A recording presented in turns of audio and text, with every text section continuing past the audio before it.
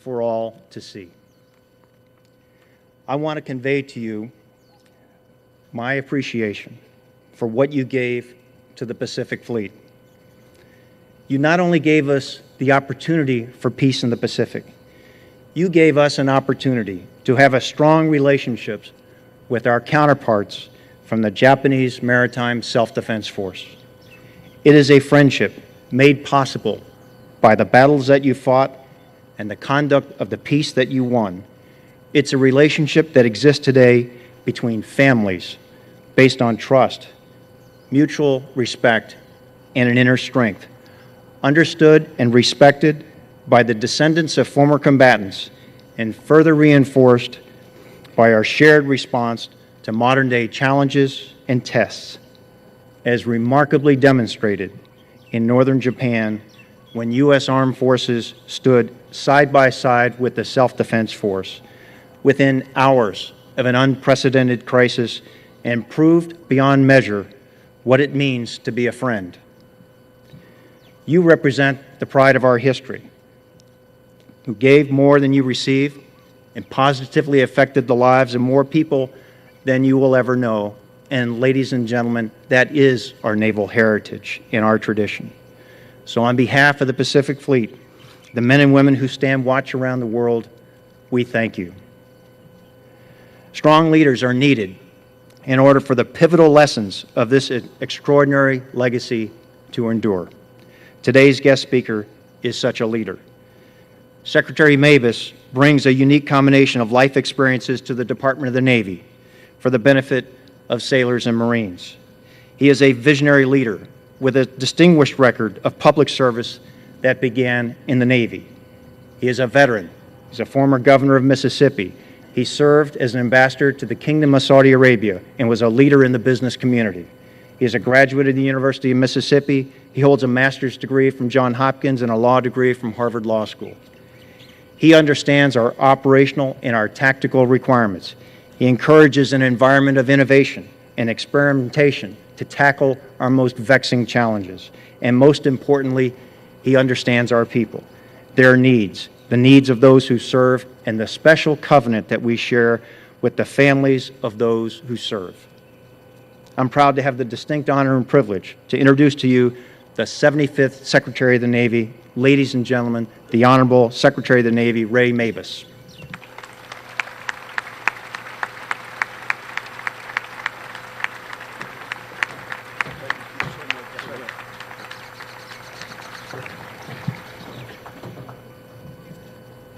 Thank you, Admiral Pat Walsh, for that introduction and for your long and very distinguished service to America.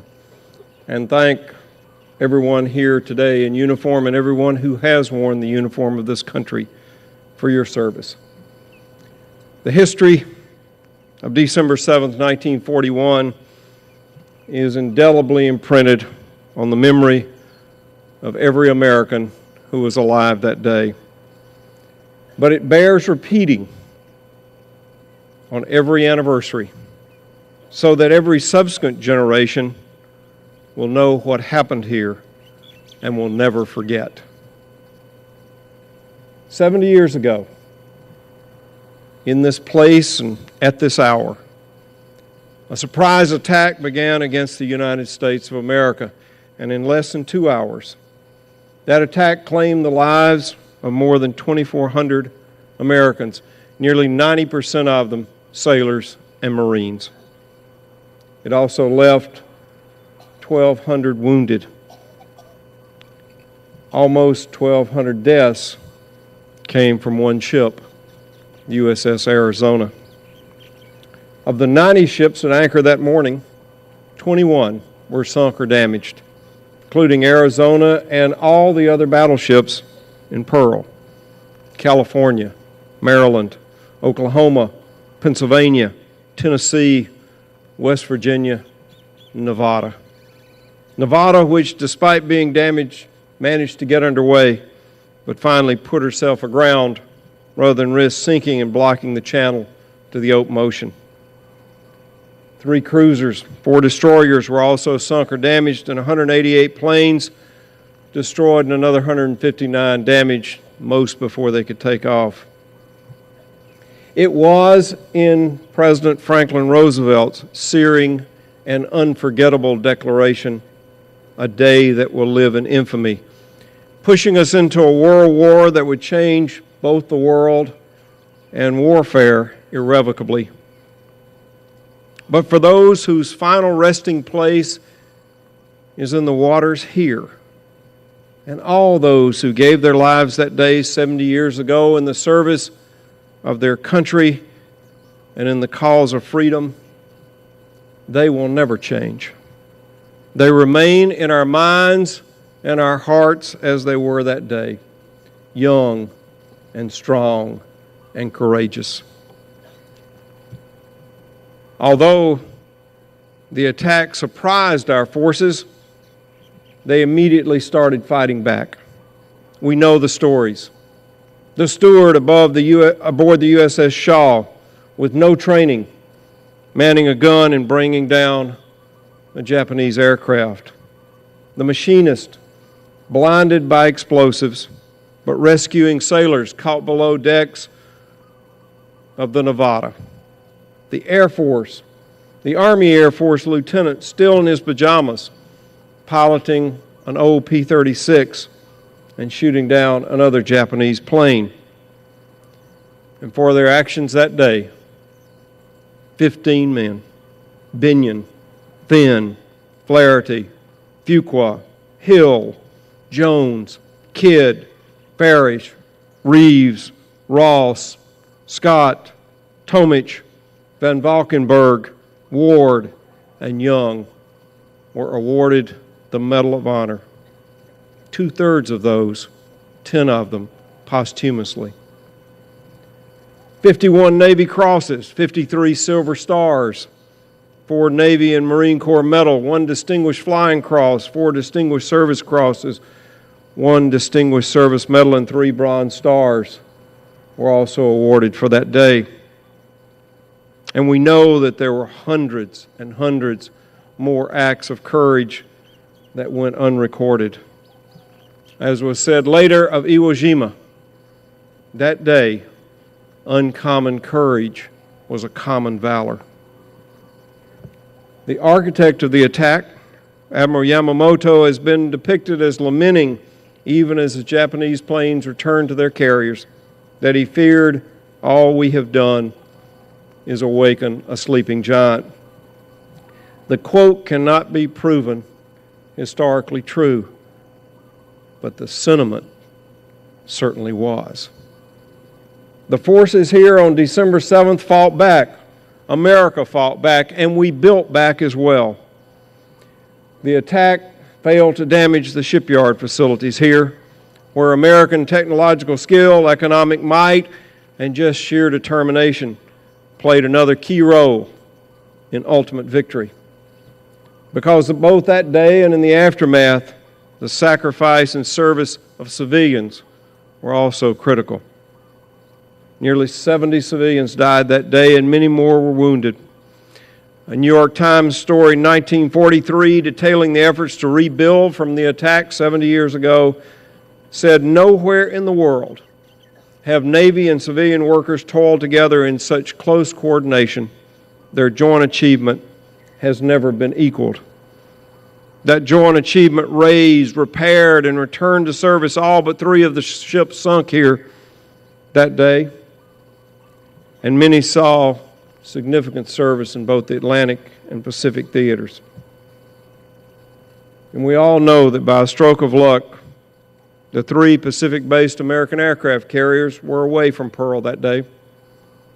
Those 3 carriers helped turn the tide at Midway just 6 months later, with the Pearl shipyard playing a critical role.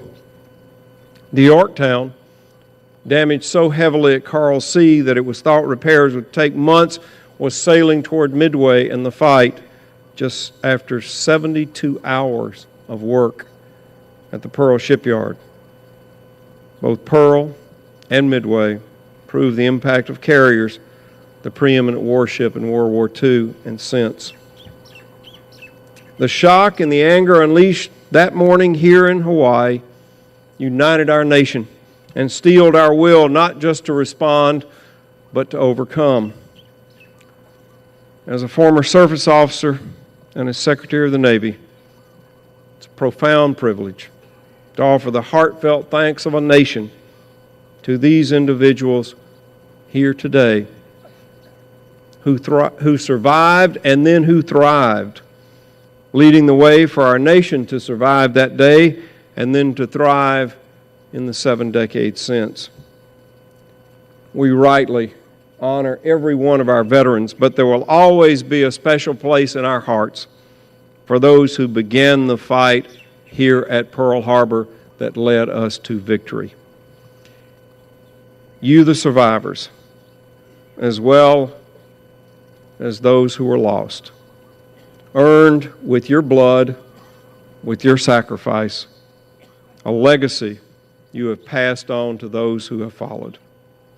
Your efforts burnished the reputation of the Navy and Marine Corps as the most formidable expeditionary fighting force the world has ever known.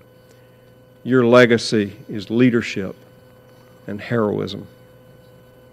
I hope and I believe that we serving today are living up to your example, working to assure that your legacy is sustained. Our responsibility is to learn from you, learn from your sacrifice, and be prepared to deter foes when we can and defeat them when we must.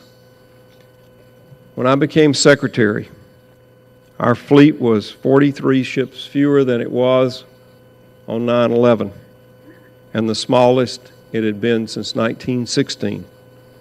Today, just as you did after Pearl Harbor, we are working to rebuild the fleet.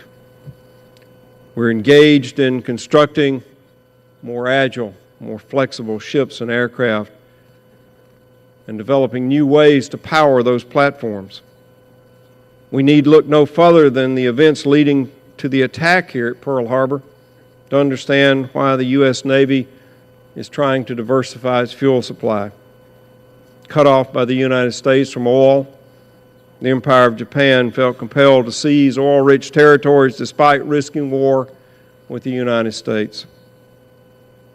That effort that began here proved their strategy to be a catastrophic mistake. How nations get and use energy is and always has been a critical security and strategic issue, and this era is no exception. One lesson of Pearl Harbor is also that America must look west and understand the importance of the Pacific to ours and the world's security. On his recent trip to this region, our President stated in no uncertain terms that as a Pacific nation, the United States will continue to play a large and long-term role in this region, including assuring unimpeded commerce and freedom of navigation. The U.S. Navy stands ready to uphold its long tradition to execute our unique power, our unique ability to project power without impinging on anyone else's sovereignty, and to deter threats to peace by protecting the global commons. December 7th, 1941's infamy has changed to a day that will live in remembrance. In remembering, we can see how far we've come. At the 10th anniversary of Pearl Harbor, our once implacable foe had become and remains our unshakable ally.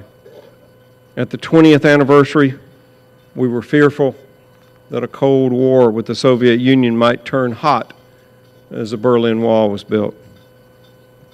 By the 50th anniversary, we had won the Cold War. And although our presence in the Pacific never changed, our focus moved to the Middle East. On the 60th anniversary, the United States had just experienced the worst domestic attack since Pearl Harbor. Now, 70 years later, we're beginning to close out a decade of conflict in Iraq and Afghanistan, and once again, increase our attention to the Pacific.